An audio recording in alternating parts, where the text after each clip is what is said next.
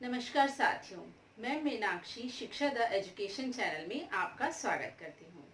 आज हम वैदिक सभ्यता का भाग 2 करने वाले हैं। वैदिक सभ्यता भाग 1 में हमने पढ़ा कि ऋग वैदिक काल और उत्तर वैदिक काल में ये सभ्यता 2 भागों में विभाजित थी। तो आज हम जो पाठ करने वाले हैं वे वैदिक सभ्यता का ऋग वैदिक काल है। ऋग वैदिक काल को हम विस्तार से समझते हैं। तो आइए देखें क्या है इसके अंदर। ऋग वैदिक काल को पूर्व वैदिक काल भी कहा जाता है। पूर्व वैदिक काल या अर्ली वैदिक एज इसे कहा जाता है और इसका जो टाइम पीरियड है वो 1500 बीसी से लेके 1000 बीसी तक है। मतलब 1500 ईसा पूर्व से लेकर 1000 ईसा पूर्व तक इसे ऋग वैदिक काल कहा जाता है।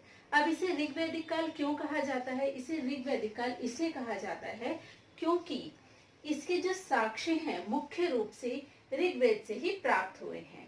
ऋग्वैदिक काल में ऋग्वेद का निर्माण हुआ। तो अब हम देखते हैं कि इसका स्रोत जो है वो मुख्य रूप से क्या है? ऋग्वेद है।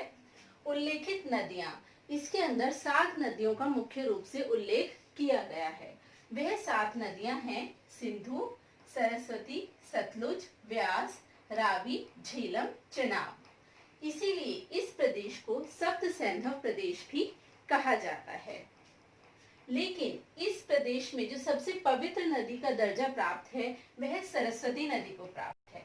इन नदियों के अतिरिक्त 4 और नदियां जो कि अफगानिस्तान में पड़ती हैं ऋग्वैदिक काल में आती हैं, उनका उल्लेख किया गया है, जैसे कुभा, कुमु, गोमती, स्वास्तु। ओके, तो ये 4 नदियां और हैं जो अफगानिस्तान में बहती थी और इसका ऋग्वेद में उल्लेख किया गया है। अगर हम सामाजिक स्थिति को देखें तो यहाँ समाज में समता थी, में समानता थी, क्योंकि पैसे को बहुत अधिक महत्व, मुद्रा को बहुत अधिक महत्व नहीं दिया जाता था। तो समता इस प्रदेश में पाई जाती थी। परंतु बाद में जो समाज है वो वर्ण में विभाजित हो गया।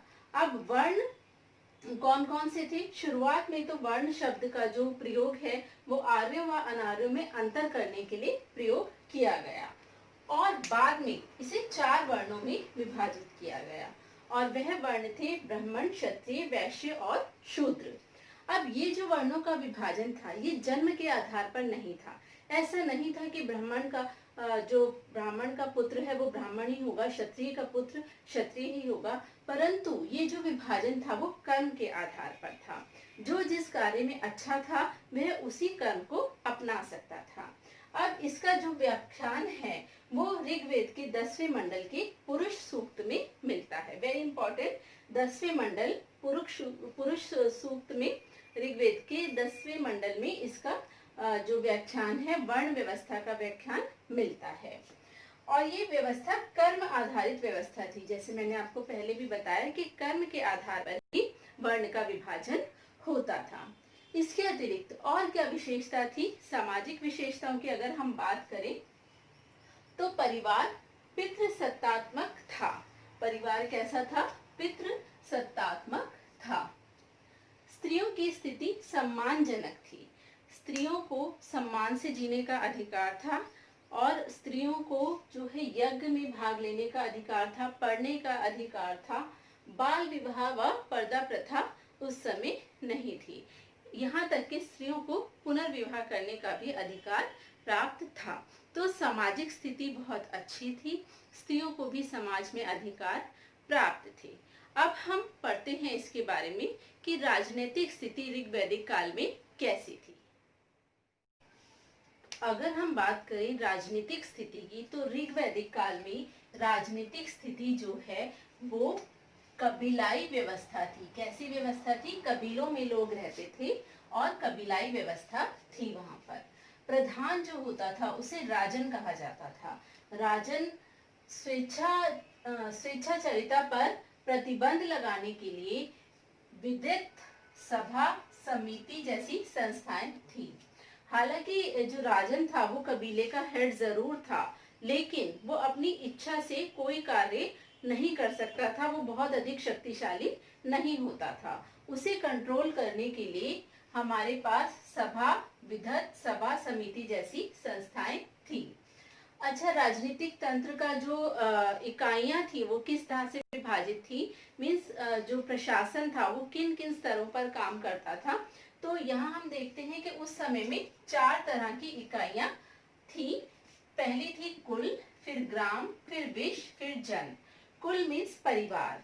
कुल को क्या कहते थे? परिवार। कुल परिवार सबसे छोटी इकाई थी। कैसी इकाई थी? कुल सबसे छोटी इकाई। वहीं सबसे अधिक, सबसे बड़ी इकाई जो थी वह थी जन। कौन सी थी? जन। आगे देखते हैं, यहाँ ऋग्वेद में एक युद्ध का वर्णन है जो है दशराग्य युद्ध। दशराग्य युद्ध भरत जन के राजा सुदास और 10 राजाओं के संघ के मध्य लड़ा गया। किसके मध्य? भरत जन के राजा सुदास और 10 राजाओं के संघ के मध्य। और इन्हीं के नाम पर जो है भारत का नाम जो है भारत पड़ा। यह जो युद्ध था यह रावी नदी, जिसको के ऋग्वेद में पुरुषनी नदी कहा जाता है, के तट पर लड़ा गया। तो हमने देखा यहाँ पे कि राजनीतिक स्थिति कैसी थी। कबीलाई तंत्र था, राजन प्रधान होता था, अन्य संस्थाएं थी, विदत सभा समिति। 4 प्रमुख इकाइयां थी, कुल, ग्राम, विश्व, जन। कुल सबसे छोटी इकाई, विश्व उसके बाद ग्राम, विश्व, जन। जन सबसे बड़ी इकाई। और दशराग्य युद्ध का वर्णन ऋग्वेद में किया गया है।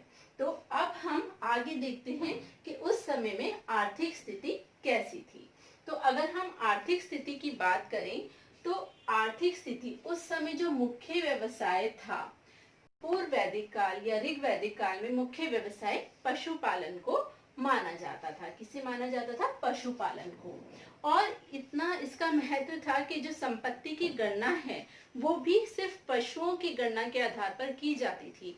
जमीन की गणना नहीं की जाती थी, धन मुद्रा की गणना नहीं की जाती थी, बल्कि पशुओं को ही असली संपत्ति माना जाता था। कई बार तो जो युद्ध होते थे वो सिर्फ पशुधन प्राप्त करने के लिए ही होते थे। तो मुख्य व्यवसाय पशुपालन था। संपत्ति की गणना रई किसे कहा गया है? मवेशियों के रूप में होती थी। गाय को गोविष्ट यानी युद्ध का पर्याय माना जाता था, मीन्स युद्ध गायों के लिए होते थे।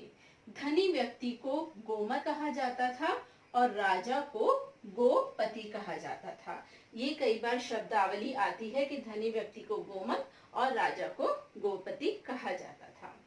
अच्छा, ऐसा नहीं था कि उस समय कृषि, हालांकि महत्वपूर्ण, बहुत मेन मुख्य व्यवसाय नहीं था, परंतु कृषि भी उस समय में हुई। और जो कृषि शब्दावली हमें ऋग्वेद से मिलती है, ऋग्वैदिक कालीन मिलती है, उसका भी यहाँ पर महत्व है। तो कई बार एग्जाम्स में उस शब्दावली का प्रयोग भी पूछा जाता है। तो आइए एक बार उसे भी देख लेते हैं। कृषि शब्दावली जो मुख्य ऋग्वैदिक काल में प्रयोग हुई है, तो उर्वरा किसे कहा जाता था? जुते हुए खेतों को। लांगल हल को, करिशु खाद को, सीता हल के निशान को, काल्य नहर को। अच्छा, तो ये हमारी कृषि शब्दावली हुई। अब आया व्यापार। व्यापार वस्तु विनिमय के माध्यम से होता था, मुद्रा का प्रचलन नहीं था। वस्तु विनिमय माध्यम से ही व्यापार होता था। इसके अलावा कुछ अन्य व्यवसायों का भी ऋग्वेद में वर्णन मिलता है। वह कौन से हैं? तक्षण बढ़ाई, बेनकाट, सूदखोर, कर्मा, स्वर्णकार, वाय जुल्हा आदि का वर्णन भी हमें ऋग्वेद में मिलता है।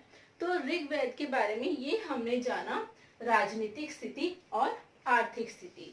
और अब हम आगे देखते हैं कि धार्मिक स्थिति ऋग्वेद काल में कैसी थी, पूर्व वैदिक काल में धार्मिक स्थिति क्या थी। तो अगर बात करें धार्मिक स्थिति की, तो धार्मिक स्थिति ऋग्वैदिक काल में कैसी थी, आइए देखते हैं। ऋग्वैदिक काल में देवी देवताओं की पूजा की जाती थी और देवताओं में इंद्र देव का स्थान जो था वो सर्वोच्च स्थान था। और कैसा स्थान था? सर्वोच्च स्थान था।